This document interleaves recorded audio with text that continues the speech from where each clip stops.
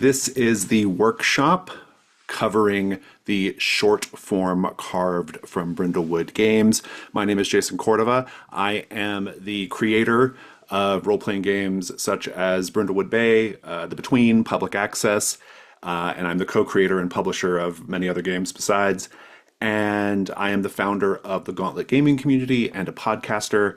I have been professionally involved in role-playing games for about maybe 6 years now, 6 or 7 years, but I've been playing my whole life, more or less. So I go way back with RPGs. We don't have time for everybody to introduce themselves, but we'll have plenty of time to chat amongst ourselves in small groups later on, so you all can meet each other then. For this workshop, you're going to want to have open from those documents that I sent in Discord. You're going to want to have open the workshop outline, and you're going to want to have open Beach Blanket Body Bag. I have all of the 3 games that we have we have several more in active development, but these are the 3 that we have drafts for. So they're all in that folder, but we're just going to be using Beach Blanket for our examples and stuff. So you want to have those open, and before we kind of get into it, what are the short form carved from Brindlewood games? These are games that these are standalone games. Standalone carved from Brindlewood games that can be played from start to finish in about 2 sessions of gameplay. It's about 5 hours of gameplay. You could play them as a real beefy one-shot. I think 2 shots is a little better. It's a little more comfortable. They also make a pretty good 3-shot because these games have what is essentially a 3-act structure. And so there are some nice places to do a 3-session kind of situation if you wanted to. But importantly, these are self-contained games. They're one-off games. You're going to play these characters for this one mystery and then you're done, right? This workshop is going to proceed with a few assumptions. I'm going to assume that you know what it means for a game to be carved from Brindlewood. We have a whole week-long retreat where that is probably a major subject of discussion, and you also probably will have been familiar with some of these games. It's okay if not, if you just ended up here and you don't know what it is, but it might be the kind of thing to maybe talk with others about later. For this purpose, for the purpose of this workshop, I'm going to assume you know what it means. I'm going to assume that you have a basic understanding of carved from Brindlewood gameplay concepts like branches, so like the masks, the crowns, the keys, the common types of moves you find in these games, like the day-night move, answer a question, things like paint a scene, conditions, just the basic gameplay concepts. I'm going to assume you know what those mean.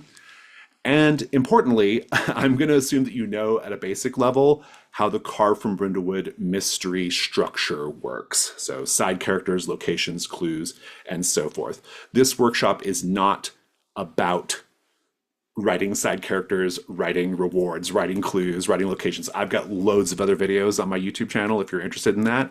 This workshop is about this short format and how this typical mystery format is changed for this short format. So we're focusing on the differences here. A couple of caveats. This short format, carved from Brindlewood thing, this is just how the Gauntlet's doing it. You might have a different idea how to do it. You might want to take our structure and do something a little different with it and kind of tweak it and play with it on the edges. That's totally fine. There are, in fact, published short carved from Brindlewood games out there in the world, like the girls of the Genziana Hotel, for example. They have their own kind of thing that they're doing, their own structure. This is the structure that we've come up with in the Gauntlet. And I'll also note that everything that's in that folder that I sent you all, with the exception of the game By Endurance We Conquer, everything in that folder is a draft and subject to change. So just kind of bear that in mind also. So what is the short form carved from Brindlewood game?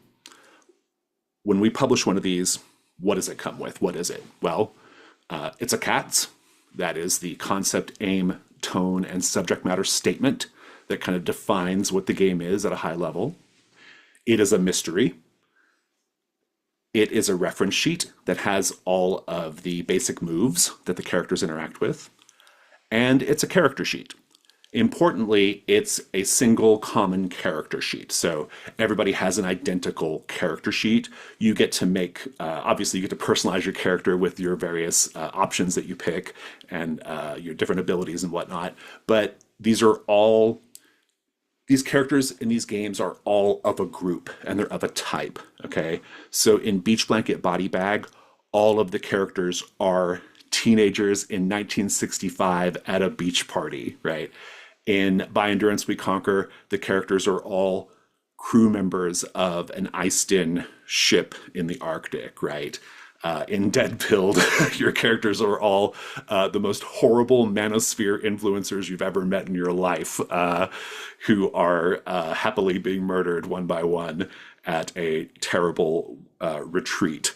And so that's important. So the character sheet is the same for all the players. It's not play as opposed to playbooks, right? Playbooks are different. Now you might be asking, what about the rules to the game? Well, our releases in the Gauntlet will not include the rules. The assumption, in the early days at least, is if you pick up one of these games, you know how to play a Carve from Brindlewood game. You've either played Brindlewood Bay or Public Access, or you've at least read them and you understand the kind of the basics of how they go. We are, however, putting together a generic rule system for these games so that as long as you have this like kind of generic set of rules, you can play any of these games with those rules. And those rules, we have a draft of those. They were written by Ray Rich, who's on the call. And that draft is in that folder. So if you want to check that out, you can. You don't need to look at that for purposes of this workshop, but just in case you want to see where we're going with that, you have that as well. So I'm going to kind of start with a few like kind of high level ideas here. The big question you might be wondering is why create this format, right? Like what is the purpose of this, right? How come we can't just play Brindlewood Bay in a one shot, right? Like you could do that, right? And there's a couple of different answers here. So in the Gauntlet, we had a couple of like really specific goals that are particular to our needs, our business needs. We wanted to create a game that is a sort of easy, low stakes way to experience Carve from Brindlewood gameplay. Not every group can commit to 12 sessions of Brindlewood Bay or, 50 sessions of the between. Like they can't commit to that. And so this is a way you can kind of get to experience it a little bit and kind of see what it's like. Maybe you've got like a week off in between sessions of Daggerheart or Dungeons and Dragons or whatever you're playing. Maybe you can play one of these, right? We also wanted to create more avenues to explore what we call the Brindleverse. So you may or may not know this, but Brindlewood Bay, Public Access, The Between, and the forthcoming Pizza Time, these four games all take place in the same universe. You don't need to know anything about the other games to play one of them. Like that's not important to enjoying them. But if you are familiar with all of them and you're familiar with some of the characters and the Easter eggs that kind of make appearances between the games, it kind of just makes this, the whole thing kind of special. And so we also kind of were thinking like, oh, we'd like some more like little space to explore these Brindleverse ideas, right? Now, the most important reason why, though, we created this format, and this is something that's important for everyone, not just the Gauntlet, not every story needs 12 to 15 sessions of gameplay to tell it, right? There are a lot of really amazing horror mystery stories out there just kind of waiting to be told, and you can do it in a really satisfying way in just a couple sessions, right? And that's kind of the most important thing here.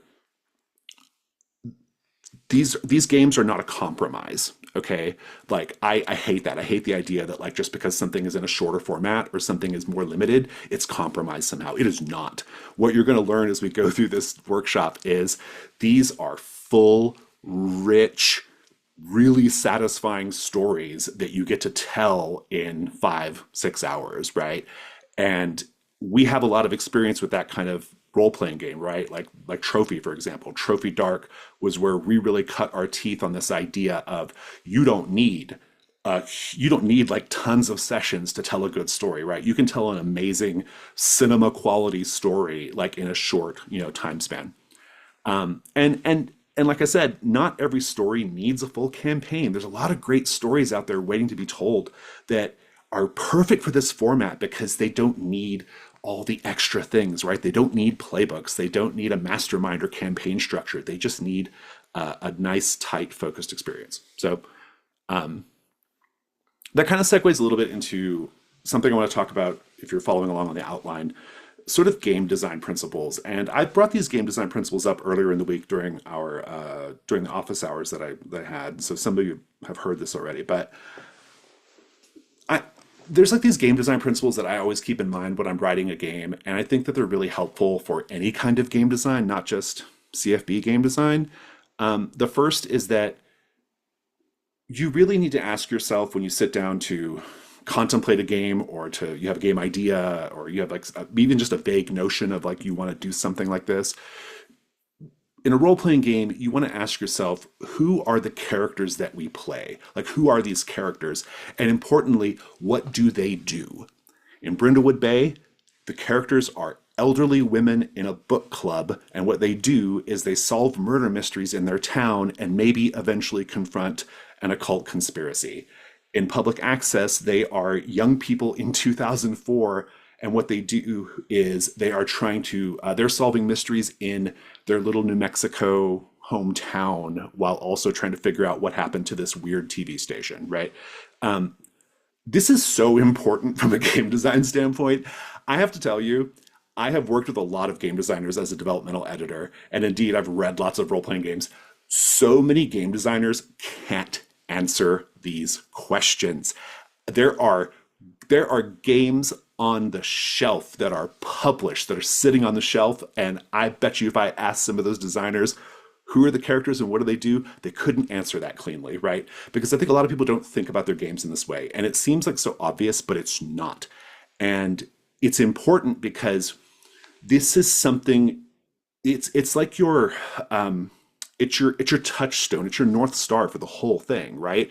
Like if you start creating things in the game that aren't serving this basic concept, then you're really far outfield, right? And you're probably wasting time.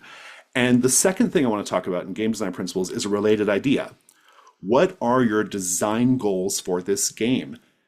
What are your design goals at a high level? I want to create a game that replicates the type of stories you see in Murder, She Wrote, but also has some H.P. Lovecraft influences in it, right? That's a big design goal, right? Those design goals can also be more granular. Every move that you write, every rule that you write, every gameplay structure, every mystery, every character in a mystery, every paint the scene question. You don't always like actively think like, what's my design goal for this? But you might reach a point where you're like, I'm not sure how this should be written. I'm not sure what I should put here. I'm stuck. Maybe think about what your design goals are. Maybe start thinking about like, well, what am I trying to achieve with this, right? And if you look at my games, at least, you can kind of go through and you can see, especially with the moves, you can kind of see like where I have certain things in mind, right? I have like really particular goals, and these moves like help accomplish that, right? So if you look at the day-night move, that is a really particular design goal I had for Brindlewood Bay and was later transported to the other games, where I had in my mind that the nighttime should be more dangerous than the daytime. Like that was front center. I was like, I love the idea of like, we're going to have some kind of like conflict resolution move, but it should be harder at night. It should be more dangerous at night. The best design goals are design goals that are also storytelling goals. And so in this instance, I was thinking of, Murder, She Wrote, Jessica Fletcher, whenever she's like at a party in the day and everyone's like, chatting, or whatever, there's no like real danger. But when she's sneaking around, in the dark behind someone's house or in their yard or going through their trash, that's when masked people with guns show up, right? Like that's when it's more dangerous. And so there's a storytelling goal there as well, right? The day-night move, in my design goal, there was this desire to tell a story a certain way, right?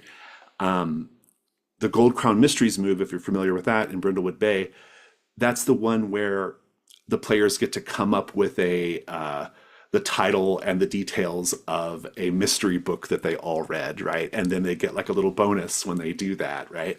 And the design goal there was again a storytelling goal. I wanted some way of showing that these old women are really into mystery books. Like they're so into mystery books. Like I could just say that, in the text of the game, I could just say these old ladies are really into mystery books. But by making it a design goal and by finding places to work the mechanics into it, I can give it prominence and I can give it importance in the game, right? And so that's where this Gold Crown Mysteries move comes in. And so at every part of the design process, at a high level, you should be thinking about your design goals actively. And at a more granular level, maybe think about what your goals for a particular aspect of the game are when you're writing them if you're stuck, right? And so and always kind of return back to them, right? And what you're eventually going to discover as you're writing your game is you have this almost like internal library of like okay, this is the stuff I want to accomplish. It's keeping me on track. I can always refer to it. I'm okay. I wrote a playbook. It's super cool. Does it meet my design goals? Yes, awesome. It's great. So it's just important to do. I bring it up in this context because part of when you're thinking about like who the characters are, what do they do, what are my design goals for this game, a big thing you're going to be thinking about, you should think about, is scope, right? What is the scope of the game that I want to make? You might have to make some decisions about, well, what do I need? Are playbooks necessary for this game? Is this a story I can tell in a couple of sessions? Do I need 10 sessions? Is it like the Between or like this in development game we have right now called The Lands Remaining? Do I need 60 sessions? Do I need 70 sessions? Like can the story go that far? Scope is really important. And when you're thinking of your story idea, your game idea, you might land on this short format. You might decide, hey, you know what? The scope of my story is really narrow. And so that format that Jason talked about at the retreat, that's for me. And so that's kind of my transition here. All right. So there'll be time for questions at the end of the workshop. I want to kind of get through all the stuff I want to get through and then get to writing. There'll be plenty of time at the end for questions though. So if you'll just kind of hold your questions for then. Go ahead and go to Beach Blanket Body Bag and go to page 2 of Beach Blanket Body Bag, page 2 of the PDF, where it says presenting the mystery. Take a drink real quick.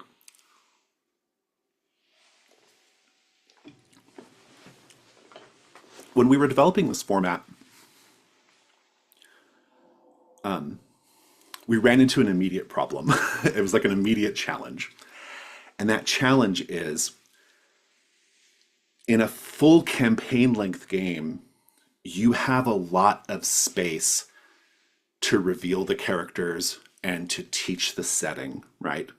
And so when I introduce, say, a Brindlewood Bay mystery, every time I introduce a new Brindlewood Bay mystery, I don't have to talk about the town of Brindlewood Bay. I don't have to talk about the murder mavens. I don't have to talk about these like core setting concepts every time I introduce a new mystery because we're playing a whole campaign of it. We've got many sessions to know those things, right?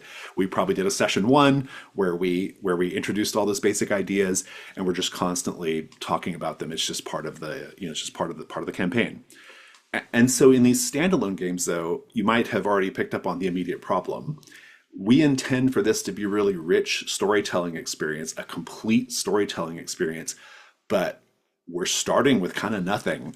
Like we don't know who the characters are. We don't know anything about the setting. Like you have to do a lot of upfront world building and you have to do it in a way that's really efficient. You don't have a lot of space to do this. You don't have a whole session, session 1 or session 0 to introduce things.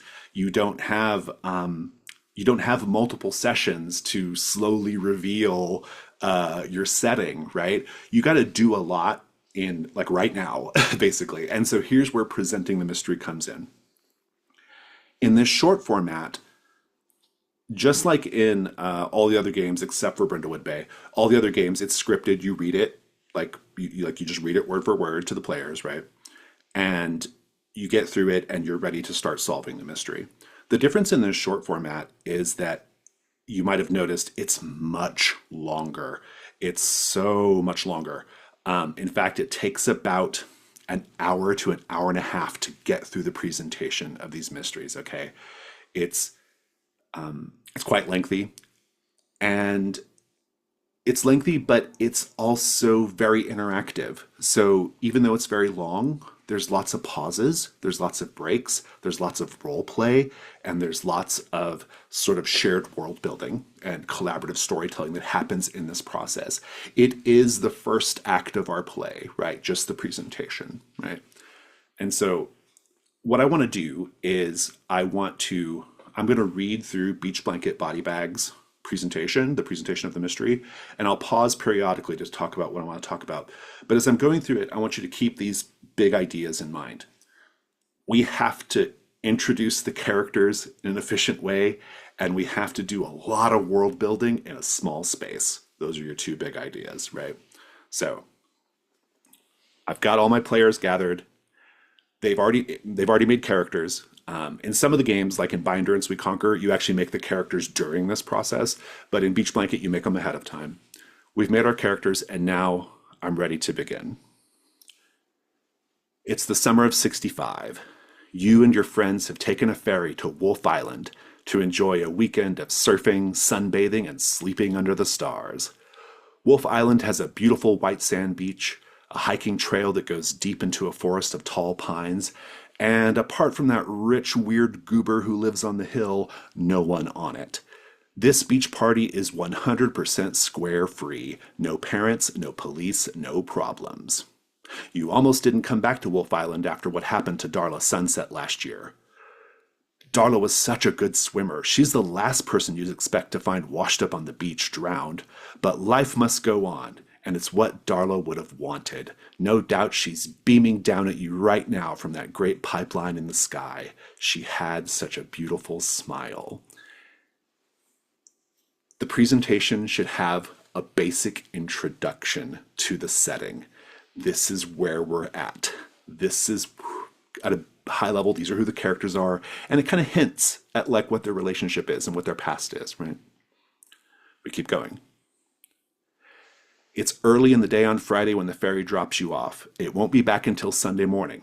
Going around the table, introduce your character by name and look, and tell us what we see you doing as you disembark and head to the beach. So here's that first little bit of role play, that first little pause. Everyone gets to introduce their character, right?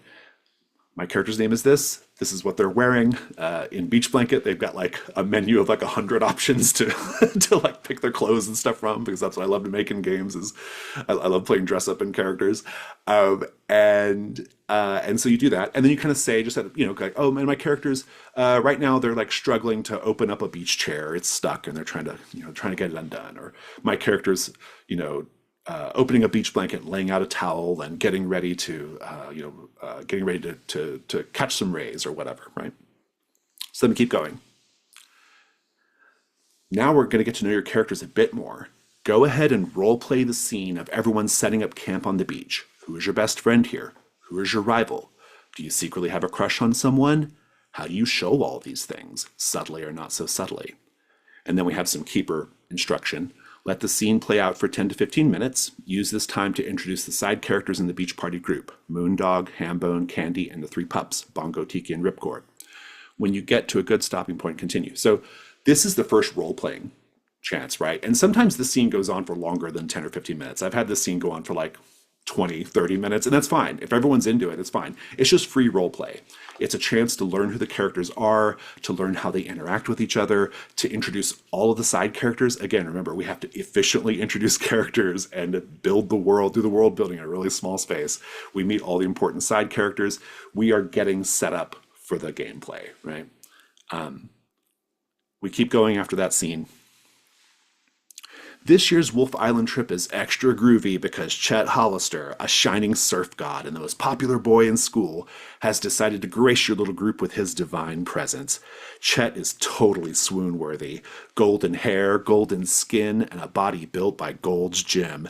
Everyone in school is either totally in love with him or totally resents him. And even those nutnicks secretly want to be him. And then you pose the following to each player. Are you madly in love with Chet, or do you resent him? If you're in love with him, what do you imagine your life with him will be like if you can capture his heart? If you resent him, why? We call this an establishing question in Gauntlet HQ. In Gauntlet HQ, this is an establishing question. It's a question you pose to the players to establish some truths in the world, right? Before we begin gameplay, we're going to establish some things that are true. And here, we're establishing some things that, at least from the character's perspective, are true about Chet Hollister, right? It's also a further chance to learn who these characters are. And it also starts to give us a little, there's some tension building, right? It's like, Chet must be important to what's about to happen here. Clearly, Chet is important to all this, right? So everyone answers the question. The first day on Wolf Island is a gas. Cooking out, soaking up the sun, dancing on the beach. The surfers are hanging 10, and some of the boys have made it very clear they'd like to hang 11 later tonight. This is just a really boss day. One of the things that I think is really important about that paragraph, it doesn't seem like much, but that paragraph is doing a huge amount of work. That paragraph it's meeting one of my design goals, for one thing. One of my design goals is I want this game to capture the sense of summertime fun, and I want it to have that bubbly sort of frivolity of the kind of like Gidget and Beach Blanket Bingo type movies that inspired it, right? And so again, all of this stuff is kind of reinforcing that, but I love that paragraph for that very reason. It sort of summarizes things to it, right? It's like, yeah, you've all been together. You've been here a whole day even, and it's great. It's awesome, right? Even though we didn't role play all of that, we kind of have a sense that we did, right? We have a sense that we all kind of experienced it a little bit, especially because we now pose the question, what was your favorite part of the day? What did Chet do to make it even better? Or what did Chet do that almost spoiled it for you? Again, that establishing question that's helping. We're basically getting a whole day of fun in the sun by answering this question, right? And again, we got this like this simmering tension with Chet. What's the deal with Chet, you know? And later on, we're also kind of planting some seeds for the mystery to come, because the players get to talk a little bit about like maybe a motive, or maybe we get to see things from their vantage point, which might be helpful later on when we start playing. Okay. At this point, inspired by everything we know so far, you should each say one thing your character brought with them to Wolf Island and then add it to your beach bag. That's part of the character sheet. Then pick another player to say one other thing your character brought and add that to your beach bag. This will look really familiar if you have played a Carve from Brindlewood game. This is personal quarters. This is cozy little place. This is that fun part of the game where the other players get to basically help you fill in your equipment list, essentially. And so that instead of being a separate part of character creation and character introduction, is baked into the presentation of the mystery here. Now this is the big part that I really want you to pay attention to. I mentioned that we have to do a lot of world building in a small space, and we've already done a lot, but we're about to do way more.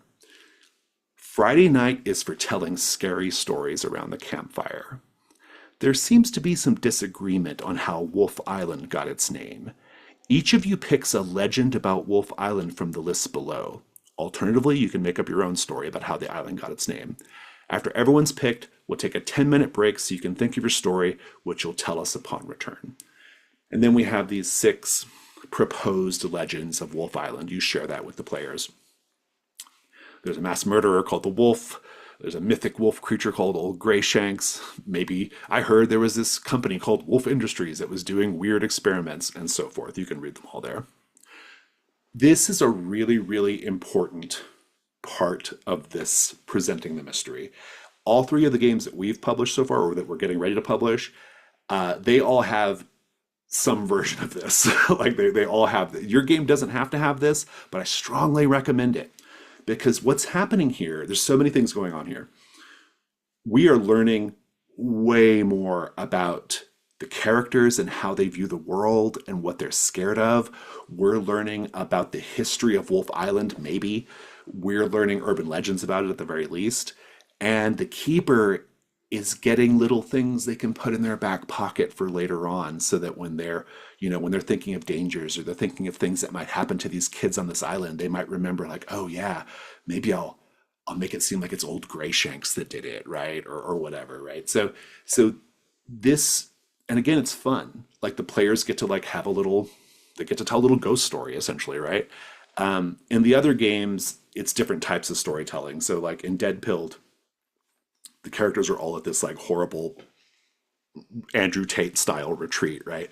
And they each get to tell a story about like what happened in previous years at this horrible retreat. It's called Bromageddon. They get to talk about the exploits of Bromageddon, right? In By Endurance We Conquer, the focus of that game is this missing captain, Captain Strangford, and the characters get to tell a story about like their relationship to Captain Strangford and kind of, oh no, that's wrong. No, I got that wrong. They get to tell a story about the Arctic. We're doing setting.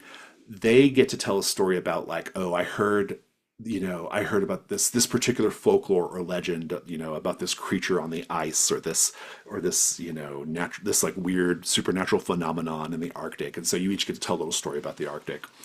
All of which is just to say, this is like a key way in these games that you get to like really, really flesh out the world, and you get to do it in that sort of like really fun, collaborative kind of way that Carp from Brindlewood loves to do, right? Everyone tells their story. The next morning, as everyone is crawling out of their tents, making breakfast over the last embers of the campfire and responding to the call of nature, a frantic barking is heard. Tiki has discovered the body of Chet Hollister propped up against a pine tree, his innards hanging out of his stomach. Bongo may or may not be eating them. The curse of Wolf Island strikes again. We call this the reveal. This is near the end of the presentation. The reveal is when we've done all this world building, we've done all this storytelling, we've met these characters, we've met the side characters, we've told our ghost stories or whatever it is, and now we have the big reveal, like, oh, here's the problem, right? And this is leading us into the mystery that the characters are going to have to solve. You don't have any way of calling for help, and the ferry won't be back until tomorrow morning. You could just turtle up on the beach until then, but you all remember what happened last year with Darla Sunset. No one outright blamed you for her death, but a black cloud followed you all year. Shopkeepers looked at you funny. Police cars occasionally idled behind you as you walked down the street. Even your parents have been cold toward you. And Darla was a social outcast. How much worse will things be if you're implicated in the death of everyone's favorite surf Adonis? You need to find out what happened to Chet. Maybe you can stop it from happening again, or maybe you can just use that information to help survive the night. It's really, really important that you explain in this presentation why the characters have to go investigate, right? Like, otherwise, they could just hide in their tents, or they can, or whatever, right? You've got to explain why they are now going to go do the investigation, right? And then that leads us to questions and opportunities. Who or what killed Chet Hollister? Answering the question is essentially the second act of the game. That's when regular gameplay starts. You go out, you find clues, you do the day and night move, you get into trouble, you gain conditions, in this game, you have weird, surreal dance parties, and that's the second act. And then once you answer the question, as in a normal CFB game, you get to pursue the opportunity, locate the killer, then capture or destroy them, or survive the night and take the information to the authorities tomorrow morning. That's your third act of the game. There's also an epilogue as well. So that is the presentation of the mystery. That was a lot, but what I hope you kind of picked up from this, but it's the main difference in this though, right? Like that was a lot, but like these games are basically just a mystery and a character sheet. Like that's essentially all they are. But the big difference is this presentation. It's just structurally, it does something totally different than the introductions of a normal CFB mystery. And so what I hope you picked up on this, or what you picked up on is like I said at the beginning, by the time you've done this, it's about an hour and a half, I'd say. And it feels like it feels like you've done a lot. Like it feels like you've really like, wow, I feel like I know so much about these characters. I've done a lot of role play. I've answered a bunch of questions. I've got all these cool like legends in my head. Like you've done a whole lot in a fairly small space. And it's really, really critical to these short form games because, like I said, these games are not a compromise. These games are not like, to me, doing Brindlewood Bay in a one shot is a compromise. It's not meant to be played in a one shot, right? This is not a compromise. This is a full experience, and this is how we get to that full experience. So, before we get into the writing portion of it, of the workshop, are there any questions about this? Like as I presented it, anything sticks out or anything you want to like ask me about now before we start diving into the writing? I'll let you all think while I grab my document that I need. I have a question. Yeah, go for it. I'm curious, uh, just terminology wise, Mm. when and under questions and opportunities, was it like continuing common terminology from other Brindlewood games, It or is. is there a reason why you called that opportunity instead of like goal or climax or That's the terms of art we use in every game except Brindlewood Bay. Brindlewood Bay, Brindlewood Bay has a type of mystery that uses this terminology as well. But no, question opportunity. That's a carve from Brindlewood terminology essentially. Because in the other games, the opportunities sometimes there's multiple opportunities and they're not always solve the mystery. They're like other types of things as well that you can do, especially in the between. Like the between, some of those mysteries have like three different things that you can try to pursue, right? So it's just a kind of generic term. Um, uh, because like and also it's this idea of you want to answer the question so that you can unlock the opportunity. It's kind of like a reward kind of thing as well. Nicholas?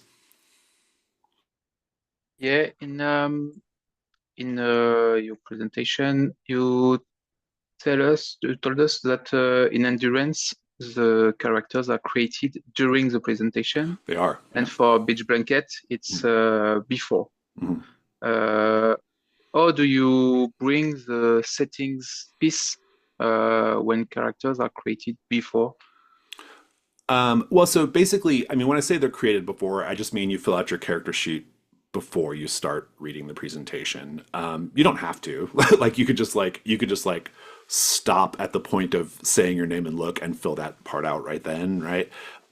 It's just in by endurance, it's worked into the actual text of it. It says like, okay, now go to your character sheet and pick your name and your look, right? It kind of says to do it here, but it's I like it. It's cool. I don't think it makes a huge difference in these games because character creation literally takes like 2 minutes. Like it's like so fast. It doesn't take like any time at all. Like it's just like pick a name, pick a few look options, and add one to your abilities, and pick a move, and you're good to go. Right? Like it's max 10 minutes. Right? So does that answer your question? I wasn't sure if that's what you were asking. Yes, yes. Okay, good. It was how many parts of the setting you have to put on the character sheet Yeah. if you want to write it before the presentation starts. Yeah, yeah. It's I think that like I mean, that's actually, I don't know if this is quite necessarily what you're asking about, but I would say that like the character sheet is actually a really interesting opportunity to also do some world building, right? Like in the Beach Blanket character sheet, you learn a lot about the world via the different options that are available to you, right? And that's true of any Powered by the Apocalypse game, right? Like the options like do part of that world building. But in terms of like just the sort of basic like practical considerations of when to fill out the sheet, or like whether in the middle of the presentation or right before it, it doesn't make that much of a difference to me. Harold, who wrote By Endurance We Conquer, he just kind of liked the idea of doing it all at once. It's even more efficient, in which is cool. But yeah, Ray. Yeah, I haven't run one of these yet, but Jason, you could probably expand on it. I've run them all. If right, yeah. So if you did Beach Blanket, right, and somebody made their character beforehand, and then as you were going through the presentation, and they went, "Oh, wait, I want to change Oh, you can something." change it. It's not a big deal. Yeah. Right, it It's not doesn't that break important. anything, so you're not Yeah. locked in, right? Yeah, no, no. Yeah. Yeah. No, you It's can not like totally you're change picking it. a class or something like that. No, because like I said, they're all basically the same type of character, right? I think that's a really important part of this. They're all kind of the same type of character with just some little differences. Obviously, if you go to write your own game and you want the characters to be a little more distinct, you can do that. But I would not wade into like playbook levels of detail because that's just wasted effort. This is a two-shot game. You don't need to write all that. Like find a way to find their commonality and just make a single character sheet. That's what I say. Okay, so we can get more questions later. Let's get into the writing portion of this. All right, so I've got a based off the signups earlier on Playable, I assigned you all into groups. These groups are not they're not necessarily like solid. Like if you want to go work with another group, you can. Try not to leave anybody by themselves, but like try to stick to these groups if you can. If you are the first person in the group, you are responsible for making sure the group has somewhere on Discord to go chat about your writing assignment. So you're kind of like the informal leader of the group if you're the first one. And I don't know who all showed up, and so if you're not on this list, it's because you joined later. So just add yourself to a group that doesn't already have 4 people. And if you somehow end up by yourself in a group because not everyone showed to the workshop, just go join another group. I don't want you to be writing by yourself. If you take a look at the outline, I have given each group a basic kind of setting or situation, a little scenario. Group 1 scenario is a will reading, like someone's died and you go to to listen to the will reading. Group 2 is a derelict spacecraft. Group 3 is a night at the carnival. Group 4 is a camping trip. Group 5 is a concert. Group 6 is a dinner party. And group 7 is a writing retreat, but the in-person kind, not the online kind. For each group, for your little scenario, I want you to do some writing. I want you to figure out who are the characters, and importantly, what do they do? That's going to basically tell you what the game is about, right? Who are the characters and what are they doing in this situation? Try to think about scope, like try to keep your scope narrow, try to keep the story focused. Then I want you to come up with an outline for the presentation of the mystery. You don't have time to write the whole thing, but you do have time to just kind of outline like what kinds of things are going to happen. Like sort of what's the basic introduction to it? What does it look like when we get the characters involved? How do we introduce them into it? What's the first role play scene that we get to have? Are there some establishing questions that will help flesh out the idea? I would like you to do the story time bit where you have to each tell a story about your little setting. So if it's the will reading, maybe it's like a story about the family or something, or the ancestral home or something like that, right? And I would love 6 options. I'd just like to see what you could do with it. In the outline, I'd like you to say what the reveal is, like how we know we're getting ready to do a mystery, and then to write the question and opportunity as well. So it's a big task. You've got 40 minutes though. And so what we'll do is let's just meet back up at 1/2 past. And if you are the little leader of your group, get everybody together on Discord or wherever you need them to be. And I'm going to pause the recording so we can do that. Okay, we're back. I got to get Jack in here. There we go. Okay, so let's go through and start.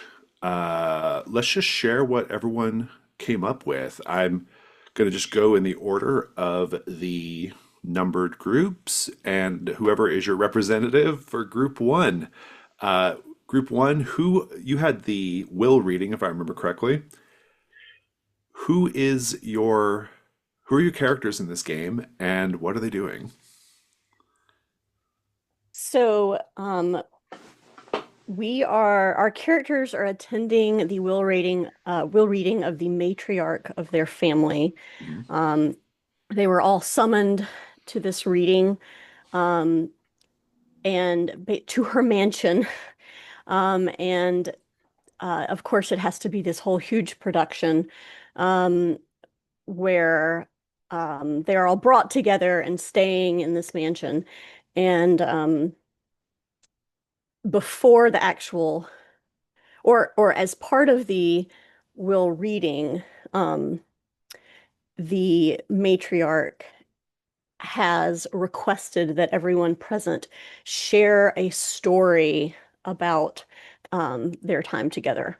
So we have 6 potential stories for the PCs to share. Um, we have the scandal. There was a great scandal in the family about the matriarch. Did you personally make the scandal worse or help cover it up? The favor. You've done a terrible thing which would have landed you in jail or ruined your social standing. How did the matriarch spare you this fate? What has this secret cost you? The deal. What underhanded deal did the matriarch make in order to defeat a competitor? The gift. The matriarch helped you acquire something you thought you could never obtain on your own. What was it? How was it more than you had ever dreamed? The beloved pet. The matriarch had a beloved pet that still sits quiet and obedient in the dining room. What is it? Name and species. How did you have a special bond with the animal that even the matriarch could not rival? And the celebrity. The matriarch introduced you to someone famous. Who was it? And how did you embarrass yourself in front of them? And then our reveal after that, of course, is um, in the will. It's the whole, if you're reading this, I'm dead now. And one of you is responsible. And so then the PCs are tasked with figuring out who killed the matriarch, which of course gives them the opportunity to find the culprit. I love it. It's such a classic murder mystery setup. I knew it would be when I made that one of the prompts. I actually really enjoy your storytelling aspect though, because what it does is, the thing that I really stressed in the last part of the workshop was, we have so much world building to do. We have so much like character establishment to do in a small space. And those stories really do that, right? Because it immediately connects up those characters to the matriarch. Like it immediately sets the stakes for everyone, like emotionally, financially, maybe. And so I find that really interesting. One thing I think is going to be interesting if you were all writing this game fully.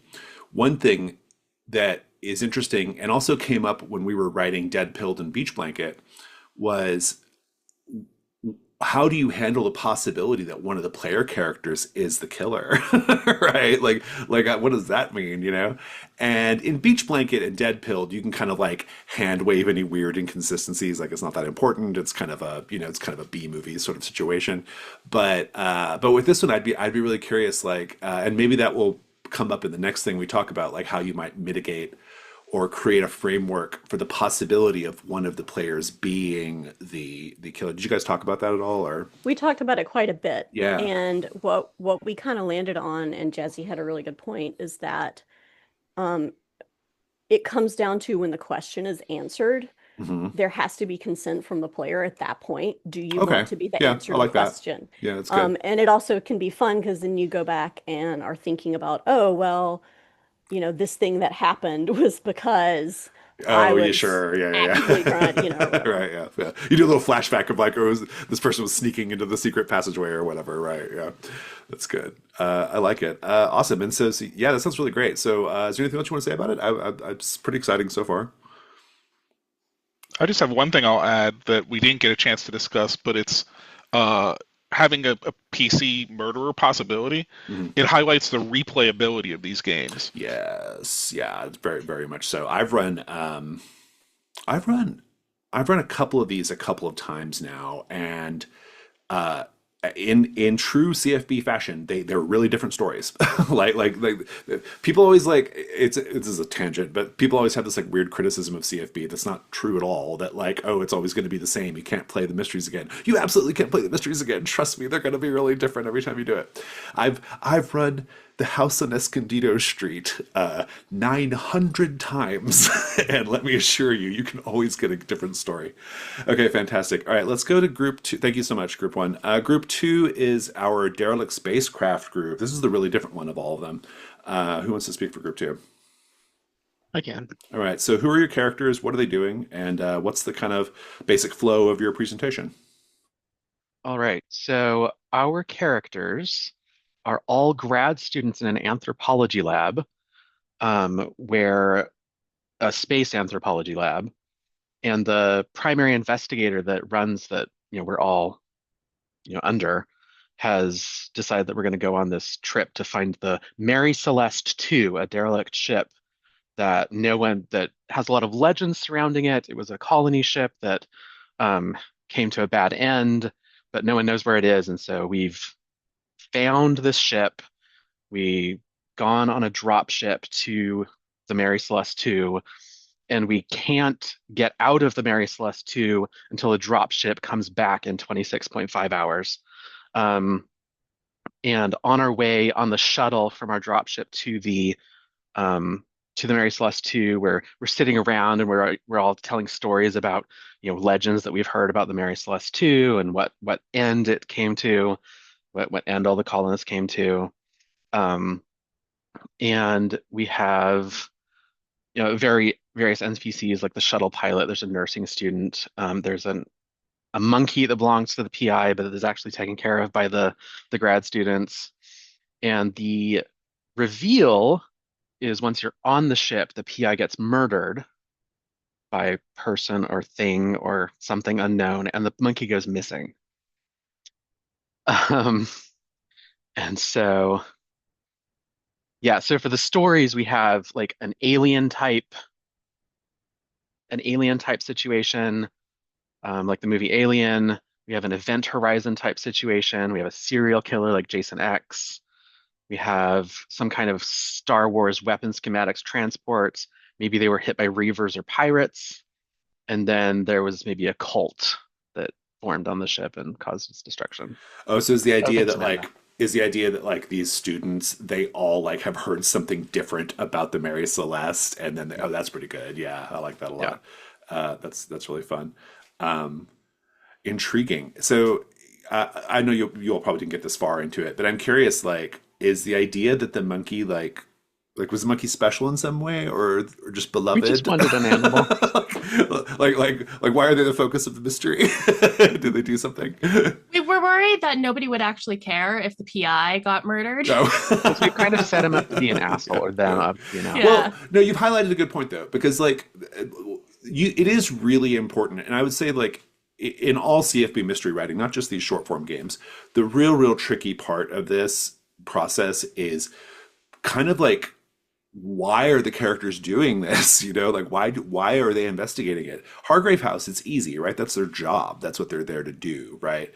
But like for the kids in public access, it's a little trickier. It's like, well, they're not even here to investigate. They're not here about this weird video game. Why do they care about that? Like you have to like, and so the reason why they care about it is because someone from the forums is stalking one of them, right? Like you have to kind of build in reasons why they want to engage with that. And it's especially important in this short format because like, I mean, you could just say, go do the investigation, but I do think there should be a certain degree of like internal fictional consistency. Like, like why are they doing it? So that's great. Awesome. Okay. So thank you so much, Group 2. So Group 3, A Night at the Carnival. Who had Group 3 and who wants to speak for Group 3? I guess I could. I will say we went a little bit far afield because we mentioned so many different things. That's okay. Leading up to the carnival. It's all about the journey or the process, right? Oh, yes. There was very much a journey, an ambling journey. So we came up with, and I didn't know anything about Dead Pill, to be honest. So like I had started thinking about internet influencers that were invited to a private carnival event on an island. So they were brought to this island via a yacht, and they were told like in this invitation about the carnival events, and they were all invited. I guess we had said tying into a friend of theirs, and also an influencer that had been forced off of the internet / had been offline for at least a year. like, in between like the last time they saw her. And, part of the discussion was it's like, what were they going to do at this carnival? Like, how were they going to dress up? Because this was a carnival event that was happening as a preview, a closed event on Halloween. So we were going to be dressed up in like masquerade gear and such and so forth. Just And it was pure going to be Americana all the way Oh, down. absolutely. Just Yeah. gonna be like, and everybody and all the operators were gonna be in costume and all this kind of stuff for this private event. And we were starting to talk about like, seeing this friend who we haven't seen in a while, like be like, seen in the periphery, kind of like, and then starting to remember things about her.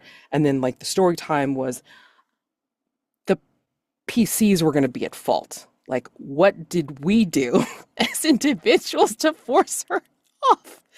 And, like reasons like collaborating on a makeup line that caused an allergic reaction in her, collaborating with her ex, whoops, accusing her of plagiarism, stuff like that. And then we get there and the boat was going to come back in the morning after this big party.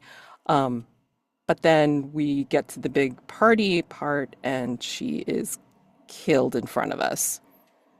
And then I guess we're going to be chased down and hunted down like for the rest of the night. So the big obvious question is like, who the hell is doing it and can we get the hell off the island before or by the time the boat gets back or before we all get killed? Because we see the gates slam shut in front of us. No, that's great. Did you have a story time component? That was part of it, like, because we weren't sure like whether the story time component would be the reasons why, the thoughts of like how each one of us was to blame for her getting forced off the internet, or if it should be something about the carnival itself. Oh, hold that thought for the next segment because I think the next segment is when that's going to feel really salient. So hold on to that. The thing I like about the story time parts is it's less a story. It's less a story about the group, though it's not always true because in Dead Pill it's kind of about the group, but it's less a story about the group and more about the place. I think that's kind of like a real important part of it. And so you could do something for a carnival like maybe there's like maybe like a series of murders happened at this carnival before. So or there's like urban legends associated with the carnival, or you can imagine all kinds of things, right? So that's kind of how I would have approached that.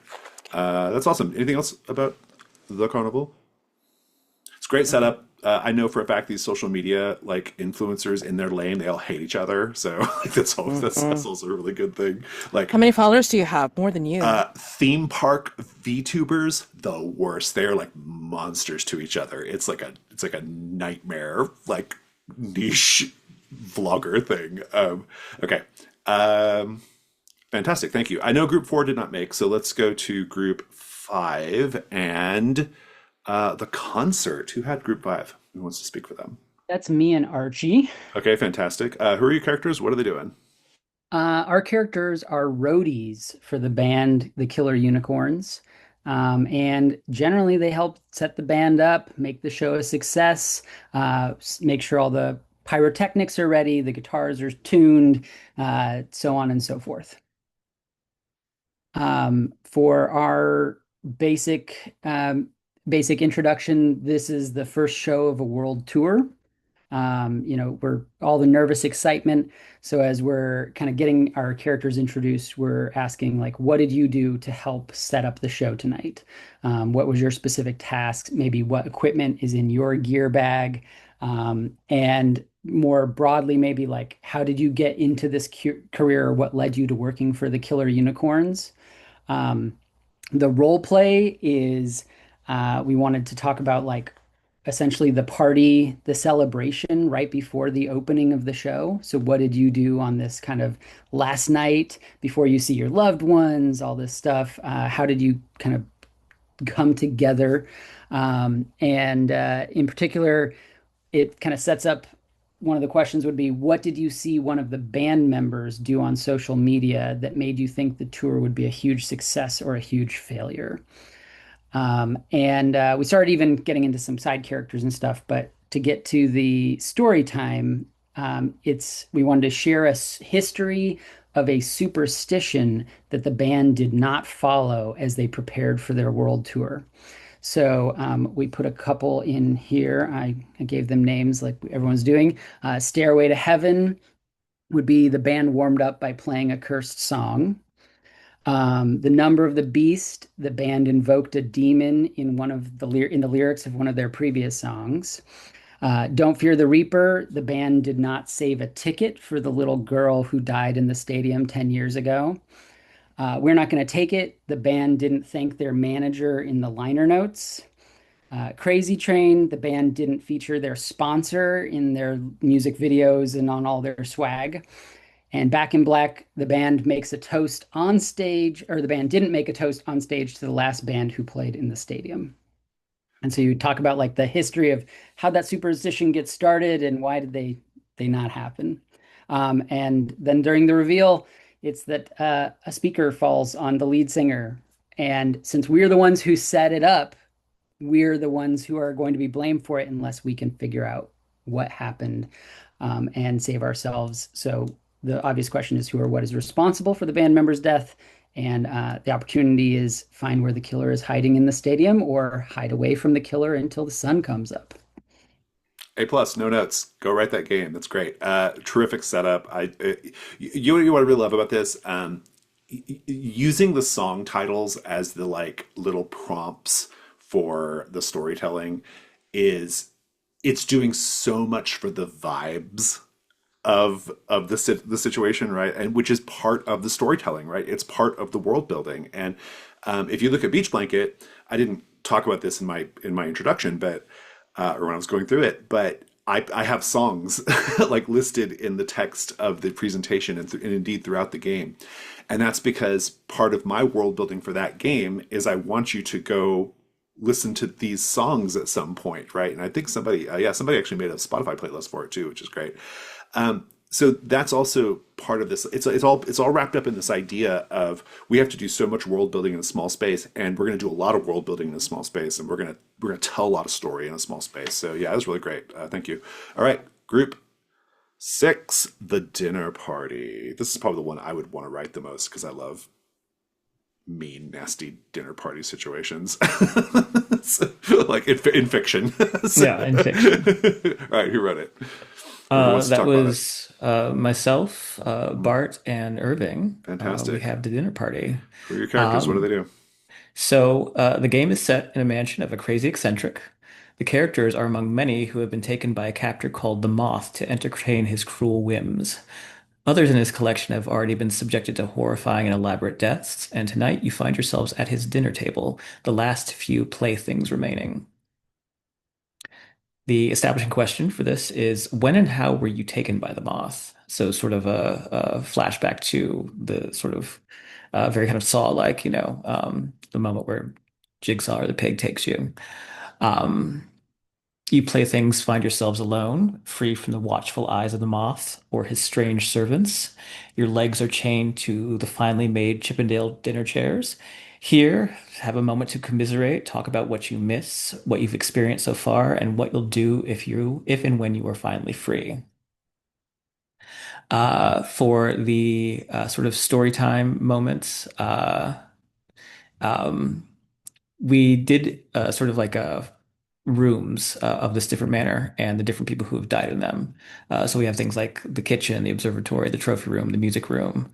So for example, in the music room, there's a dancer named Carolina who woke up dressed like a music box ballerina in the center of a marble-covered music room. As the moth played Schubert on the black grand piano, what fate befell her. And so there's sort of these playthings, which is what they are, sort of have seen, been witness to these horrible things, and they sort of have to recount them and sort of help elaborate on how crazy and messed up this moth character is. And the question and opportunity here for it is how can we bargain our way out of the manor, complexity 6? And the opportunity there is to pull together your resources to successfully convince the moth to give you your freedom. It's great. I love it. It's like let's get straight to the tension, right? Like let's get straight to the point, and like you can just like feel the tension building and building and building throughout that presentation, right? Like, and then you get to the story time part, and it's like, oh my God, we gotta like to talk about like all these horrible things. And what I love about it as the Forever Keeper is, by choice, but the Forever Keeper is I'm listening to those rooms and the stories being told in those rooms, and I'm thinking of ways that I'm going to attack the characters or put the characters in danger, right? Inspired by that. And this is part of the reason why it feels like such a satisfying gameplay experience and satisfying storytelling experience, is because when I do that, I am doing something that you as a player have already expressed an interest in because you told that part of the story, right? Like you're already invested in whatever I'm gonna do as the keeper, right? So that's really good stuff. Love all that. Awesome, thank you. All right, and I think that just, let's see, we did dinner party, we did concert. The last group is writing retreat. Who had writing retreat? Yeah, that would be me and Jax, I believe. Fantastic. Yeah. Who are your characters? What are they doing? First, we need to establish the setting because the writing retreat could have happened anywhere. But however, we're doing it in a place called Evergreen Valley Estate, a little like manor in the seaside, like that's like a part of like a causeway where where when the tide comes in, it's flooded off for the road and cut off from society. The characters, they're not writers. They are the people who work at the estates, who like when they're first introduced, it's like the week before the writing retreat, and they're setting things up. They're trying to make last minute repairs because this is a little bit derelict, and probably the reason why the writing retreat is happening at all is to like get money for the state.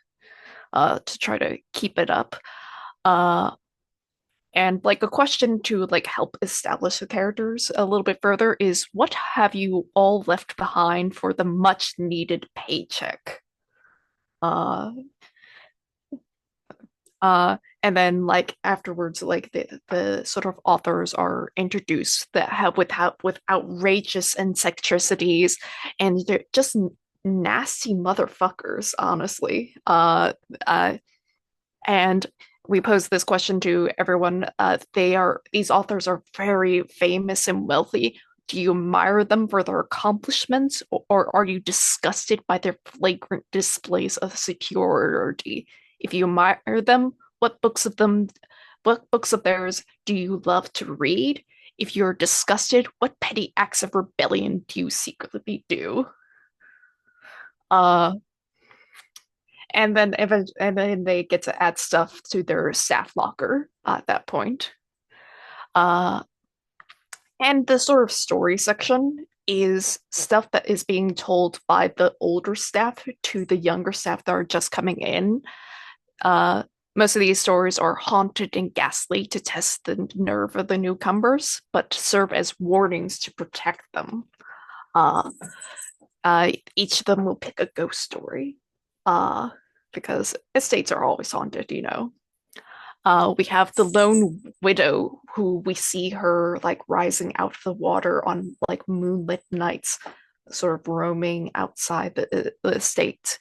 There is the repetitive character, where if you like get stuck in the repetitive loop over and over, you could just get literally stuck within the manor forever. We have beasts of burden. While cars and horses have replaced like the carriage, while cars have replaced horses and carriages of old, the stables, which have been made into garage, still smell of animals. They are rumored that even in death they serve their master, dragging forth the dead instead of living these days. The firebug. Back when the house was used as an asylum in post-war times, an inmate got loose, tied the doors shut with rope, and set the nursing office ablaze as the staff meant to be on observation slept. The wing. and everyone in it reduced to ashes. The Coven. When the house was first built, Mr. Evergreen and his family tore down a set of standing stones, rumored to make up part of the house's foundations. They were cautioned by the locals that the stones were the door to old Missy and her coven's home under the hills, and move them would cause them misery and strife. And finally, the exorcism. In times past, a child of the family of the state was possessed by a demon. The exorcism that was performed was botched, and the demon was bound to the basement. So what's the big reveal? A big reveal. Yeah. After the staff and the writers are all sort of closed on in from the outside world, little odd things start to happen. Effigies start showing up. Terrible messages written in blood starts appearing on the walls. And finally, a headless body just shows on up. But that's not the twist yet. Every time that they try to bring these to the attention of the writers and guests, all evidence of these circumstances disappear. The writers start to grow more and more outwardly hostile to the staff, aggressive, sort of twisting into facilities of what it means to be human. And day by day, the guests, the staff, their numbers dwindle down. So the question is, what beings are masquerading as the writers?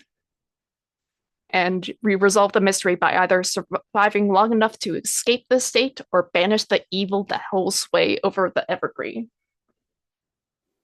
Interesting. If I was writing this, what I would do is I would have all of the writers be like a danger, and their sort of like phantasmagoria or whatever would be connected to a character from one of their well-known books, or it would be like, or they would be like an emanation of one of their stories, right? Like that's what I would do. That's really intriguing. I'm also reminded that like a really good setup for these sort of like this mystery format is like the classic upstairs downstairs story, right? This is very supernatural and horror forward, but you could also do like the much more traditional kind of like upstairs downstairs situation too. That's a perfect kind of thing. Fantastic. Anything else? I just wanted to do something different than like other short form CFB because I know a lot of them, even like mentioned today, are very mundane. They have a mundanity, I think. It's interesting because they do and they don't, right? Like Dead Pill probably is the most mundane of them. It has no explicit supernatural things in it. In fact, the only time you really roll sensitivity in that game is if you encounter the blue fairy killer. But Beach Blanket and By Endurance can certainly go more supernatural. Fantastic. No, it's great. I love it. Okay, so I hope everyone got something out of that. We are going to press forward into the next part of this. Special move and branches. So we're focusing on the differences here, the things that are different from a typical CFB setup. And the first thing that I want to talk about is that each of the games we've published, at least, or we're getting ready to publish, have a basic move that is a little different than what you normally find. So they all have the day-night move. They all have the sort of investigation type move. They all have, like a answer a question, right? They all have that. But they also each have a single move that is like special to this game, right? It's something that only this game does. And going back to what I said earlier in the workshop about design goals, this is kind of where design goals really kick in, right? So I want to direct your attention to Beach Blanket. Scroll down to page, I didn't have it marked, give me 1 second. We're going to scroll down to page, reference sheet, here we go. This is going to be page 10 going over into page 11. The special move that all the characters can do, or that can be triggered once per game by any of the characters, is called the Dance Party move. So I had as a design goal, okay, this is a game that's meant to kind of ape the sort of like bubblegum 1960s surf movies, right? Think Gidget, think Muscle Beach Party, Beach Blanket Bingo, that kind of thing. And in a lot of these movies, or the Elvis movies, a lot of these movies, they have this moment where everyone just starts dancing. like a dance party breaks out. There's music. It's kind of like a musical in that it's really surreal. You're like, why is this happening? It's very strange. But they're all just kind of dancing, right? They're just, that's the fun of it, right? And so I wanted like that to be a thing that can happen in my slasher horror game set on one of these beach parties. And so that was my design goal, and I came up with this move called the Dance Party move. You can have a dance party, but only if all the players agree to it. You each invent a silly dance move for your character and then perform it. At the end of the dance party, say how it helped your character feel better about their circumstances, and then clear an appropriate condition. The dance party move can only be triggered once per game total.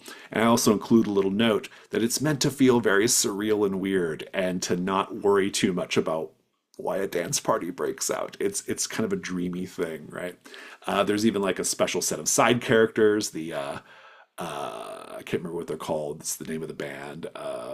They're called like the Hang 20s. That's right. The Hang 20s appear and they play this song. The players are all meant to listen to Surfin' Bird by the Trashmen while they do their dance.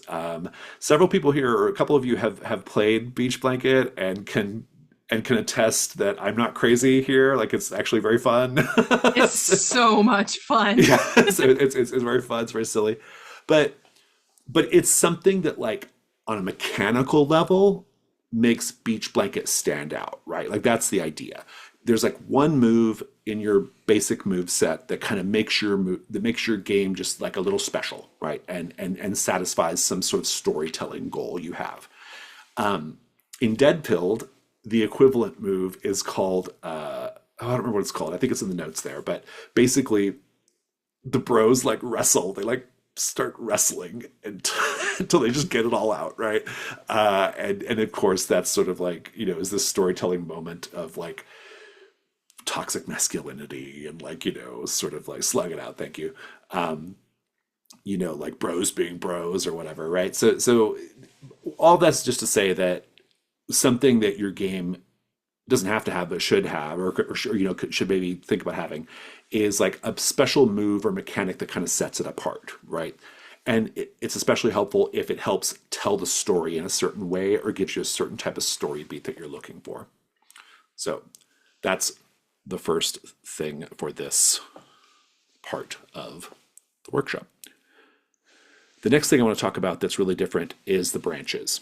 So in the other Carve from Brindlewood games, we have Brindlewood Bay has the crowns, the Between has the Janus Mask, there's the keys in public access, and so forth. These are a list of narrative prompts that exist on the character sheet, and you have to mark them in order to avoid a bad outcome on your dice, right? You can mark them to get your dice bumped up, and then you have to do what it says. And what they mostly are flashbacks. And so, for example, in the Between on the American playbook, as you mark the Mask of the Past on the American playbook, you are narrating flashbacks that tell the story of the character, how they were afflicted with this lycanthropy curse, the moment when they hurt somebody with that curse, why they had to flee to London because of it. Like you sort of tell the backstory of the character leading up to the point where they come to London or join Hargrave House, right? And that's this concept, we call it branches. These branches concepts, it's in all of the games, all the Carve from Brindle games that we've published at least. They all have some version of it. In these short form games, you don't have enough runway for every character to have their own set of branches. There's just not enough time to do it, right? You've only got a couple sessions. And so in these short form games, the players share a single list of branches. I have determined through playtesting that the right number is 5. And so there are 5 options on on your branches. And whenever a player wants to bump up their die roll to avoid a bad outcome, they can mark one. And once they mark it, it's marked for everybody because it's shared. And then once there are no more, then you are totally at the mercy of the dice at that point, right? But for our purposes,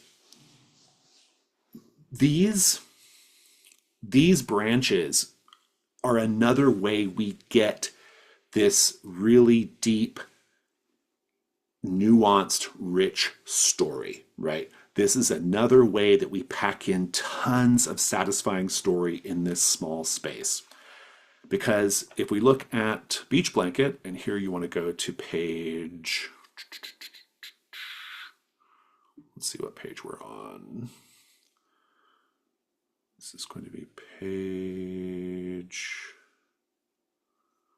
I don't know why I didn't just have this ready to go. If someone finds it, tell me. It's called the Red Star. 11. 11. Oh, thank you. Yeah, page 11, the Red Star. These are our branches. The Red Star, the branches here, they tell another story that is related to these kids who are the characters. So, and in particular, it tells the story of Darla Sunset, who we know drowned last summer, right? But we never talk about the circumstances of that drowning. We don't know why she drowned. We don't know what happened. Well, the Red Star is going to tell us that story.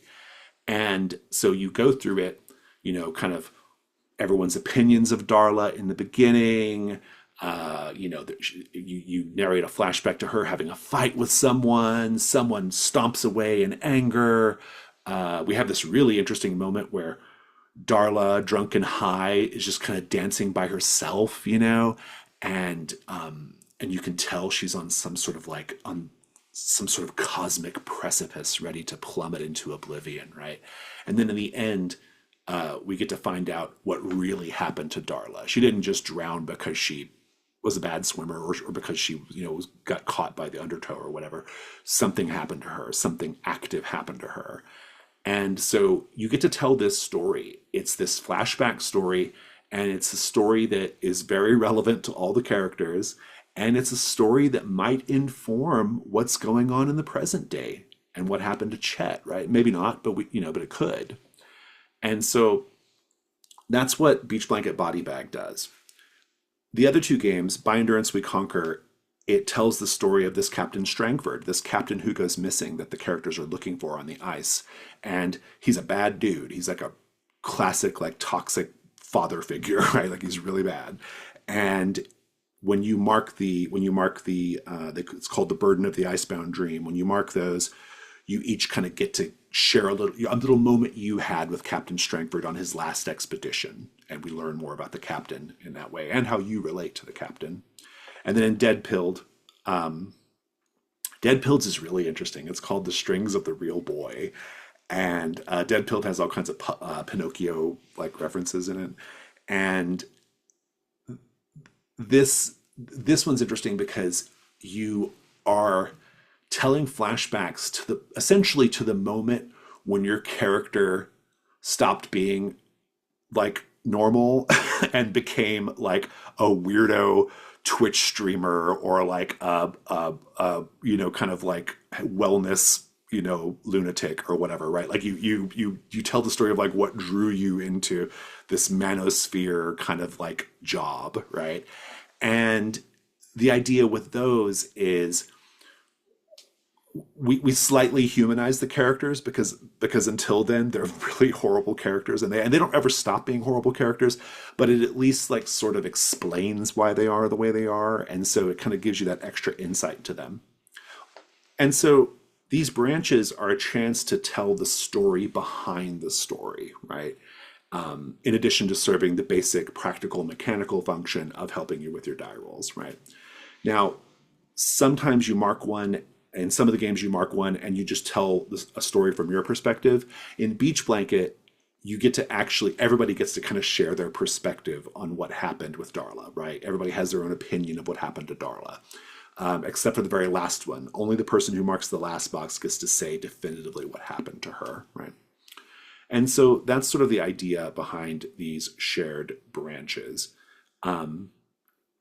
It's really important. It's the way you're going to make your game feel very just deep, and just there's a really deep, rich experience. So, any questions before we go to the writing portion? I have a question. Sure.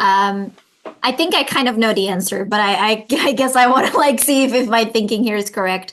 So, for example, if you do those 5 branches about Darla, if you get to the end and you say like what really happened, how do you sort of mitigate the risk of, or let's pull it to ours, like we have this, this will reading and then the question who did the murder? Like, let's say if we sort of do about the matriarch, how do you mitigate the risk of the last mask being, what happened or do this moment and it's like, oh, this, this is the killer. Now, my initial, like my instinct is, oh, because it's the last one, you probably already answered the question. Maybe. So you can tie it in, but like how would you timing-wise, mitigate that? Yeah, that no, risk? it's a great question. So in Beach Blanket, the way I did it is it's a different death. like it has nothing, like she's not directly connected to Chet, right? So anything that happened to Darla might be relevant to what happened to Chet, but might not also. You just have to be careful with how you write it. And I think that like having almost like an unseen in the between, having like a real hard separation from the present day events is probably the way you do it, right? You just make sure that it's a really, really separate story that's being told. Keep it very, keep it in the past, keep it really personal to one character, or focus on an event that is maybe parallel to the events of the story, but not necessarily intersecting. And when I was writing, when I write anything like this, I always kind of try to I always think about the most like power gamey player and like, like would they break it? Okay, like would that person like break? Would they break the basic question and opportunity structure if when they answer this? And once I'm satisfied that they can't, then that's how I do it. But also, I mean, on some level, with any role-playing game, it might just come down to like the group just has to advocate for itself at a certain point, right? Like the game designer did all they could. so at some point the group might just be like, hey, can we like not do that because I don't think that quite works with what we're doing or whatever. But no, I think keeping the story like kind of temporally or thematically or tonally or emotionally or whatever, like separate from the main story is probably the way you do it. Jared. We were chatting in our group chat and realized that like, oh, the branches could in some ways be interchangeable with the story prompts. Like it's very similar. Like what difference? Like obviously they serve different functions, but how would you distinguish between, oh, this would be really good for the storytelling or for the branches?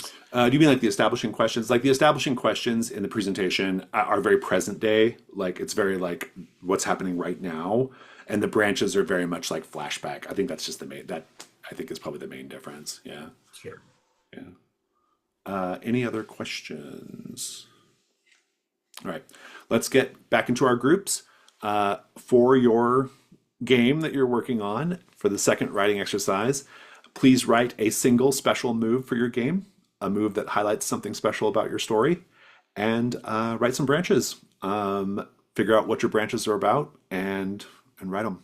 So I will see you all in 30 minutes. We'll meet at 15 till. Okay, we're going to go in reverse order this time.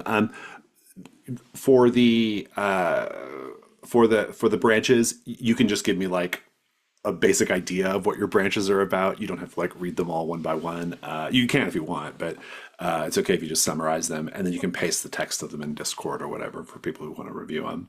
But we're going to start with group 7. I think that's just Jax now. Jax, what's the move? Did you get a move written? So I had a little bit of an idea for a move, kind of playing on some of the feedback we got from the last one. So maybe leaning a little bit more into it's the actual author's books themselves that are causing like the threats and the gribblies and the things to be afraid of. Yeah. And the move I was kind of thinking could be the trope-a-dope, which is maybe whenever a staff member, which are the player characters, is attempting a day, night, or medal move, they can at any point say, "It's been done," and cite a real-world piece of literature or media which the current threat, question, or set of general circumstances appear to be reminiscent of. So if there's anything that's happening in the story that like maybe has come from a movie, or a book or something, you could be, "It's been done." And you automatically then succeed on the roll, and the associated author will no longer be able to threaten yourself. And Okay, yeah. No, it's super cool. I like it. There's so many like opportunities to do like fun like meta layer stuff with a setup like this, right? And so yeah, that's super cool. What are your branches about? So the branches, I call them the Gilded Page, and again, kind of going back to where we were. So I thought really making it so the stories and the authors are kind of the central threat. I thought we could like kind of center in on one particular author, a bit like Chet in the Beachbody Blanket, called Prince Herbert. So it would be a case of the first one be narrating a flashback, the perspective of Prince Herbert, who's the guest of honor at the Writers' Retreat. They'd have just signed off a major motion picture adaptation of their best-selling Victims of the Veil series, being asked if they're being narrated, so as a reporter conversation with them about what they plan to write next, and then every other player would paint the scene of like the lavish lifestyle afforded him and what shows us like the family's living in opulence. Then it would be narrate a flashback to the perspective of Prince Herbert again. These are all from Prince Herbert's perspective. They would now be in their study, and it would show them frustrated and suffering from writer's block. Something's happened between themselves and their partner, and the actions caused them to stomp off in anger. So what happened?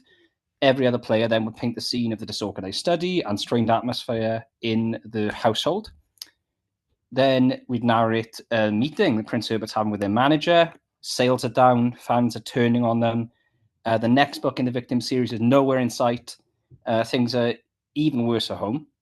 So when Prince Herbert lashes out in anger and desperation, killing his manager, was it an accident or was it premeditated? Every other player, they narrate an angry fan letter that spills from the manager's unconscious hand. Then we narrate the flashback to Prince Herbert meeting with a figure all in black. They've been given the place and the tools to do what must be done, Evergreen Manor. But what terrible price has to be paid to ensure that the ancient magics take hold? Every other player, what is so uncanny about the figure in black that lets us know they're not human? And then finally, it would be Prince Herbert the night before, kneeling in the cellar of Evergreen Estate, speaking into the darkness. And each other player would be, what does the house say back? I like it. I like that it kind of like, I like that it sort of like starts like tonally, like very, it kind of starts kind of mundane and material and just sort of, and like funnels down into darkness. I think that's really terrific. Awesome. I love it. Fantastic. Thank you for sharing that. Let's go to group 6 and our dinner party. What move did you come up with? Hi, I'm taking over for Jack. Okay. Bart did a wonderful job with Rip and Tear, where the characters can attempt to vent their frustrations by trashing a room in the house, but only if everyone else agrees to it. The Moss seems to have anticipated this and will play Flight of the Bumblebee through the speakers mounted in the corners of the room and crank up the volume. Once the song ends, say up to 2 items that you destroyed and how it helps your character feel better about their circumstances, and then clear an appropriate condition. Rip and Tear can only be triggered once per game total. Nice. I love it. What are your branches about? It's about the mob's life and about like how he ends up just snapping and committing murders. The 2 that I love the most that are absolutely connected are Morning Cloak and Atlas Moth, because these are all like actual butterflies: Glasswing, Common Brimstone, Alsom Blue. Morning Cloak narrate when the moth committed his first group of murders in the manor. What do all in the first group have in common, and how did one victim get away? And Atlas Moth, describe how the moth tracks down the escaped victim himself. How is the manner of this murder towards this person outdo even his most horrible machine? And how does the gruesome nature of this act lets us know he knew the victim personally? Fantastic. It's interesting because if I recall correctly, the your story time prompts were about the house, right? And like the different Yes. and like they were associated with the rooms. And then this one is more about like the moth themselves. I find that really fascinating. I think probably one thing, like if I was writing this, that I would want to pay really careful attention to is sort of what Jazzy brought up in questions last time, which was like, how do we make sure that we're not kind of inadvertently solving the mystery, you know? But thematically, I think it's great, and I like this sort of like dripping sense of horror that you all have going on with this. Yeah, that's great, fantastic, thank you. And let's keep going to our rock concert group. What I feel like there's a lot of space for a cool move here. So what do you got? We got a T for the crew. Everyone designs a T-shirt for the roadie sitting to their right that is based on an inside joke among the crew. After sharing all the designs, each player says how it helps the character feel more connected to the other roadies and then clear an appropriate condition. Fantastic. And And, your branches? and our branches are called the Double Rainbow since the band is the Killer Unicorns. And they basically talk about the previous tour. So the first one's about like when the band's manager tried to replace a member of the band and they fought to keep the band together. The second one is when you first notice a conflict between the vocalist and the lead guitarist, and whose side were you on? The third one is narrate a time when something went disastrously wrong, but the roadies saved the day, and you kind of talk about who had more fault in both saving it and causing the problem in the first place. The fourth one is narrate a public row that the band had with witnesses present, and then what the band did to keep it out of the press. And finally, concert when the tensions exploded mid-performance and the show was canceled. And the one person gets to answer, what did they secretly see that made them certain the band would get back together? Oh, I like that one a lot, actually. That last one especially is so good because it it kind of adds like a real it adds like a real like emotional core to it all, which I think is pretty fantastic. Yeah, those are awesome. T-shirt ideas, really great too. Like that's so it's in this like short period of time you both have been writing, you've come up with this very, very like thematically rich like setup for this. So bravo on that. Thank you. Let's go to our Night at the Carnival group. Okay, let's see. We got this is with Keitra and Marco, and came up with for the move. We came up with basically doing a short, like a kind of like a vlog short. You could film it real quick, and it was based on what part of this experience, this whole experience, are you filming, and how do you plan to use this for content later if you survive? So after filming this short, say how this helps you feel better and a clear and appropriate condition. It's that's perfect. That's like so perfect for this setup. I'm reminded of that old game Inspectors, which is like meant to be like a reality TV show, and you actually had a mechanic where you like would do a confessional, like a reality TV style confessional, and it would like change. It would change the fiction. And like I think you could even do that here, right? Like clearing the conditions is fine, but you could also do like you do your little like your vlog short, and you actually like change the fiction. Like what you narrate becomes the new truth Oh, of that's lovely. you know what I'm saying? Yeah. Like you get in there and you're like, well, we thought we were lost in this such an, in the haunted house, or we thought, we couldn't, we were trying to escape, but then fortunately we found the like emergency exit or whatever, and then you like kind of Like film it. yeah, and that would be like true, right? Yeah. So Right, that's super cool. I love that. All right, And Keitra called it do it for the content move. oh, that's perfect. Yeah. It's so cynical and lovely. Okay. And what are your branches about? The branches are about, I believe it's about a parallel influencer. I don't think it was going to be about the same person who got killed in the just before the who got killed at the reveal. I think it's a different one, but kind of like paralleling like the journey of people. And so like Tansy was this big influencer up and coming. You followed her way back when she was only in the tens of thousands of followers. How did you feel when she liked your first online interaction? What was it? The next one is describe your first collab. What did she do to help you feel wanted? Next one is she was rude to you for the first time online in front of your peers. What was it, and what was the most hurtful thing that she said? And then the next one is what awful thing did she say to her followers to start the shitstorm against you? A completely different incident. And then the last one is how did you retaliate and mobilize your online army to discredit her? So just kind of like following your journey of being a complete and utter shit. So yeah. Fantastic. Awesome. Yeah, I love it. It's great. I feel like in the second round of the writing, I feel like you all have taken an opportunity to really like refine the idea too, which I think is really great. So that's fantastic. Okay, our derelict spacecraft group, what is your move? All right. Our move is called the mandatory staff meeting.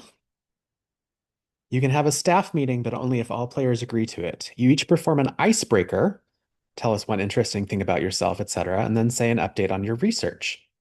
At the end of the meeting, say how it could have been an IMAIL, which is short for interstellar mail, and how it helped you clear a condition. This ended up being a lot funnier than I thought it was going to be. It's pretty great. This could have been an IMAIL. That's great. That's so good. Okay, I love it. Fantastic. What are your branches about? Our branches are about the principal investigator's previous cohort of grad students who were all lost aboard a ship traveling to a conference, and how the PI got away and none of the grad students did. Fantastic. Thank you so much. That all sounds good to me. And let's go to our will reading group finally. This is going to be interesting. What's the move here for this group? Yeah, our move is J'accuse. Once per game, one player may accuse another player. They may say they have secretly watched another player do something very suspicious. The player who invokes the move describes the original scene and how they were secretly watching, through a keyhole, listening in through tin walls, hidden in a closet, or something else. The player who is accused then continues to play out a brief scene of the suspicious interaction with another player. And that gives like three of us something to do. And then if there is another player, they may at the end of the scene add a little detail or change a little part of the story, sort of in that, like once more with clarity kind of move. The accuser decides if they wish to clear a condition, or they may create a clue for the mystery. It cannot conclusively answer the question, and all other players may clear a condition. But we wanted to capture that feeling of like looking through the keyhole and seeing, yeah. It's also very like mechanically tight too. Like I didn't pick up on any gaps there at all. That's great. And your branches? Our branches, we wanted to convey the feeling how absurd and insane it is to go to a mansion and then be locked in with a killer and all of that. So we wanted to sort of highlight that absurdity by having our branches be about the one member of the family that escaped and is not present because they have a normal life. So they are they are teamed after the fingers, sort of being under the thumb or being fingered for a crime. The first is about narrate a flashback showing Joseph was set up to be the family's golden child. The second is narrate a flashback through a dramatic fight Joseph had with the matriarch. The third is narrate a flashback showing how the family erased Joseph from its existence. The fourth is narrate a flashback showing how Joseph rebuilt on his own and his own life. And the last one is narrate a scene showing a moment of love and trust with Joseph's newfound family. I love it. It's like if Michael Bluth went to Arizona after all in the beginning of Arrested Development. That's like totally what it is, right? Yeah, it's good. Awesome. Fantastic. Okay. We are at time, and so if anybody has to go at this point, I'm not going to be offended if you have to drop. It's no big deal. But I wanted to have some closing thoughts here on this. So yeah, I hope you found that all helpful. I hope that was interesting. More than anything, I hope you all are inspired to think about game design and think about if you've had any ideas in the, in the back of your mind or kind of like sitting in the drawer and looking for a place to put that idea, maybe this format is a place to put that idea. I will also say that the Gauntlet is really interested in games like this right now, because they're easy to make and publish, and it kind of gives us and we're kind of interested in that. So I love. I'm very happy to like hear pitches, especially for things that are like drafted. And yeah, I more than anything though, like I just hope that like no matter how you go forward with your game design, whether it's in this format or whether you're making a more traditional Carve from Brindlewood game or just a game using some other system, always be thinking about like, just thinking about these like design concepts of like, what is the scope of my game? Who are my characters? What are they doing? What system or rules or structure or format is going to help serve my design goals of my game, like serve this story. Yeah, I think that's all I've got. If anybody has any questions for me, I'm happy to hang out for a little bit longer. If you have any questions about the format, if you have any questions about like Carve from Brindlewood games in general, just something more general that I can help you with, Sean, go for it. Yeah, you touched on this briefly, just as kind of a conversation that had been had, as far as I could tell. What does happen in one of these games if it turns out that the killer or whatever is one of the player characters? How did you handle that? Yeah, so it did it has not come up in any of my playtests yet, so I don't know how I would handle it exactly. But I do think the way the games handle it though is on some level in Carve from Brindlewood games, and also this is just Gauntlet play culture in general. On some level, we operate in these games with this idea that there are things that the players know and there are things that the characters know, and it's okay if sometimes that information is separate, right? So even though you were playing your character as if they were genuinely investigating the mystery, it's okay if it's revealed later that they secretly were the killer, because sometimes your characters know things that you don't know as a player, right? And often your characters don't know things that you know as a player because we're talking about it as players and about things that your characters aren't aware of. So that's just a sort of like Gauntlet culture thing, and it's also sort of implied in these games that it's okay for like information to be asymmetrical between player and character. Yeah. Jazzy.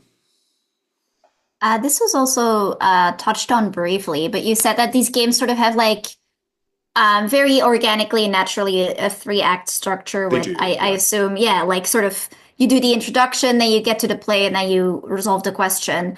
Do you think there would be like an interesting twist on this by having, because now it always has like one question that has a higher complexity. If you mark these structures, these acts by lower complexity questions, or would that break With like a threshold question or what? something? Yeah, or- basically like sort of You threshold could, yeah, you questions. totally could. Yeah. I mean, the thing is with this format and so like if you look at the three games that I put in the folder, if you like look at them and read them, they are structurally identical. I mean, they're identical in structure. All that's changed is the words basically. That's it. But structurally they're all the same, and that was on purpose. We wanted to like establish a baseline, right? But they don't have to be, right? Like you can totally play with it, right? Like you can play with like, the complexity. You can play with the questions. You can play with I wouldn't tinker with the branches. I think five branches is the right number. You can play with like, maybe the character moves work slightly differently, or there's different things you can do, right? Or maybe you don't have the day-night move, you have some other formulation or whatever, right? I think the most important thing though is no matter what changes you make, just make sure that you are meeting that sort of like meta goal of these games of doing lots of character introduction and world building in a small space, right? As long as you're doing that, as long as you're doing a lot of rich world building, I think you're okay, right? You can definitely play with it. and kind of do your own thing. You also might look at like the Girls of the Genziana Hotel, which is I think is getting ready to crowdfund pretty soon. That's another way, not too dissimilar from this, but it's another way of like doing this sort of shorter format for sure. Yeah, Mads. Yeah, so we kind of came up against this when we actually were doing the move, the special move, and we noticed that when we looked at by endurance versus the stuff that was in draft, by endurance had like it was like a 1-to-1, like a regular vulnerable move, Right. and Yeah. then the others were like a group, A like group. Yeah. where Yeah. like if you did it all together as an activity, then it was like you could clear an appropriate condition.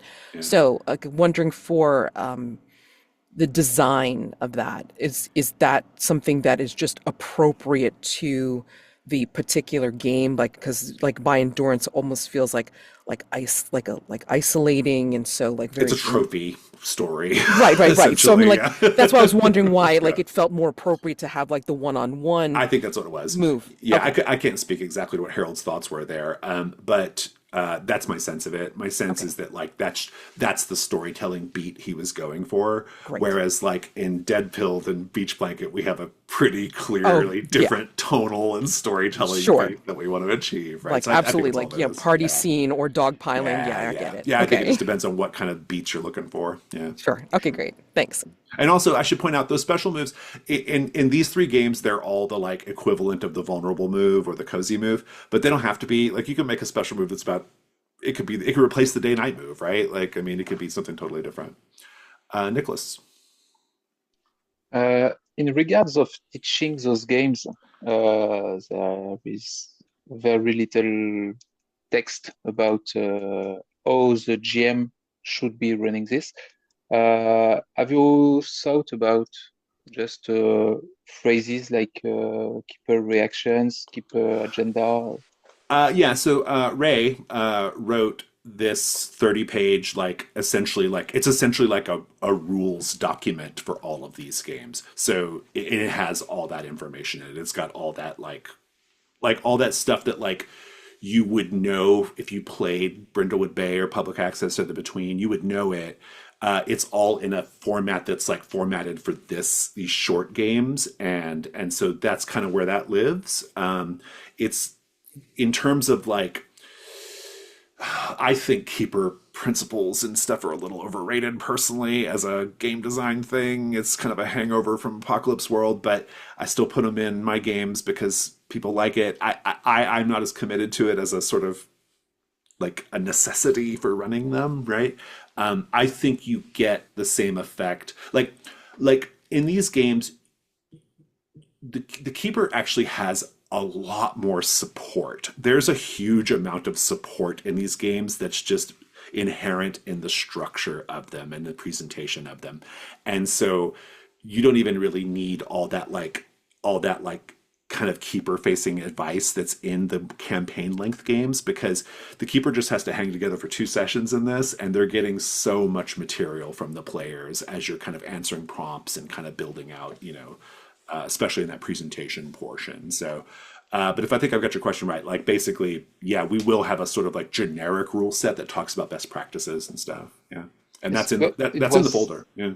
yes, wasn't even about the generic one, but maybe I found out by running your games that the keeper reactions mainly they give some bits just by the way they are formulating. They do. The keeper reactions and and also like the principles. In some sense they sort of like they sort of like tell the keeper what the story is about, and so there is a utility there.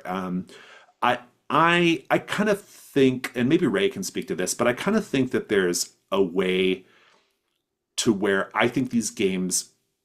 I don't think they need quite as much keeper support in that sense. But Ray, you're next in the questions. If you have any thoughts on that and how you wrote the drafts for the rules. Yeah. And to be honest, I'm really torn because it's thinking on like this document really has to serve 2 masters, right? People playing these games and then people wanting to design these games.